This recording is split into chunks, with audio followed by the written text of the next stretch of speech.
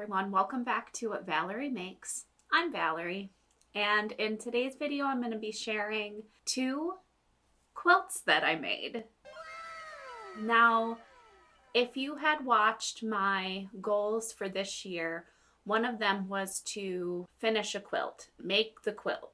I had a quilt pattern that I've purchased and had fabric set aside for, but then was just stalling for a long time.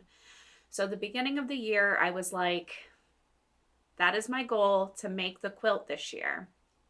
And I'm happy to report that I did it. I started making the kitchen table quilting, the Diana Quilt, which is this quilt right here. And this pattern is for experienced beginners, which I am a complete beginner of quilting, but I felt like it was really easy to follow, like the instructions. So if you are not new to sewing, but new to quilting, you probably would be totally fine with this pattern. So I made the lap sized, which is the 60 by 72 inch. Yeah, I got a bundle of fabrics off of Etsy to do the color work in it. And then the white I just had left over in my stash. So I had all of that stuff set aside. And like I said, I was just stalling. And then one day I was just like, I'm going to do it. So I did, and I'm so happy I did. It was such a fun experience. I really enjoyed, I wasn't sure how I was going to feel about like all of the cutting out, like the tiny pieces, how to like read a quilting pattern, because I had never like followed one before, but everything went really well. I didn't have any hiccups really, and the instructions were very clear for me. And I also could I read the instructions on my tablet, so every time I had like completed a line, I was able to like check it off so that I could keep myself like in line so I wouldn't forget where I was. So I could do that. And yeah, I really can't say anything bad about this pattern. I can't remember where I saw this pattern to begin with, but I saw it on somebody's blog post, and it was just like a picture of it, like of this quilt like lying on a bedspread, and I was like, that is the quilt. I just love like a sleek looking, colorful quilt. And so I'm really proud of how this one came out. And now this one is definitely for me. When I was telling people that I was making a quilt, they were like, oh, are you gifting it to somebody? And I was like, oh no, this one is for me. So then I also did the backing in this like really pretty floral quilting cotton that I got from Joann's before they closed. And then I also added a little label that just says what Valerie makes and then the year, just so that I could remember when I made it. And hopefully this can be given to somebody else in the future, and then they would know when I made it. I had such an enjoyable time that I then used all of my scraps from making this quilt into just starting to make different quilt blocks. And I followed, let me find her.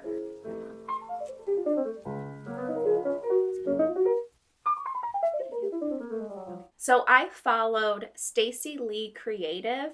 She is a YouTuber all about quilting, and I just followed a few of her tutorials that she has on her YouTube channel about how to make different quilting blocks. So I started making just different quilt blocks with the scraps from this fabric. And then I had like quite a decent amount of blocks, and I was like, you know what, I could turn this into a quilt. So then I did. So that's what this one is behind me. This is just different quilt blocks that I did following Stacy's tutorials, and I put them together. Now, when I went to put them together, I wanted the border, so then I also followed one of her videos on how to connect them all.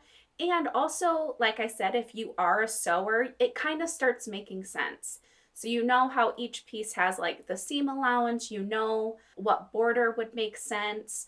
So I had a vision for this quilt where I wanted to make the blocks, but I wanted to do a solid line between the blocks and have different pieces that were in between them. So that's what like this little design is. And I just kind of wung that part, but it worked out pretty well just from watching different videos on how to construct a quilt. I was able to just be able to do it.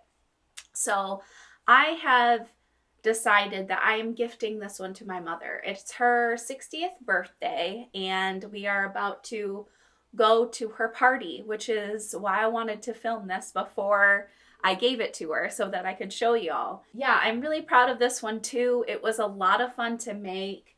I was able to play around a little bit with the quilting style of this one, which with my Diana quilt, I just basically followed the diagonal lines when it came to quilting this. So it was really kind of straightforward, just following straight lines, which was really nice for my first one. But with this one, I wanted to quilt I wanted to quilt the outlines of each star piece. So in each star of these quilts, I quilted it, and that took a long time, but I think it has a really great payoff.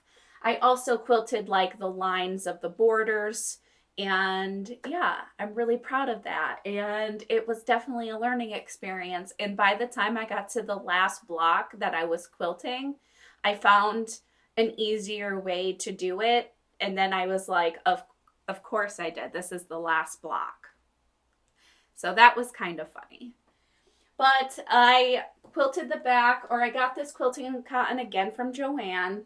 And I did a little patch that says, "Happy birthday, Mom, love you," with the date, so that she'll remember when I gave this to her. But as a beginner quilter, I'm definitely feeling like I could be the type of person to always have like a quilt ready to go or some kind of quilting project. I just really love the following of like the cuts. They put them together, you match them up, you sew them, and then also I like the imperfection of it as well, where it's like, yeah, you do these things and it might not line up perfect, but that is just like part of the story of the quilt. And I think that that is really special too. There's something about the not perfection of a quilt that is really intriguing and comforting. So I was really happy with my experience on my first real quilting projects. And yeah, I just really wanted to share them with y'all before I gifted this one to my mom later today. Oh, the fabric. These are Fabulism fabrics, some of the patterned pieces, and then the solid colors are just Art Gallery pieces. So Art Gallery, like quilting cotton solids. So that is the brand of the fabric that I used, and put them in the wash. I used the color catcher, like Shout color catcher sheets. So I put them both in the wash. I dried them so they look all ready and cozy. I definitely recommend that, like if when you're done with your quilt, to give it a wash and a dry. It really does bring out the texture of the quilt. And yeah, I couldn't tell you how proud I am of these quilts. It almost makes me feel like I wasn't sure I'd be able to do it for whatever reason, or I don't know why I was hesitant to start.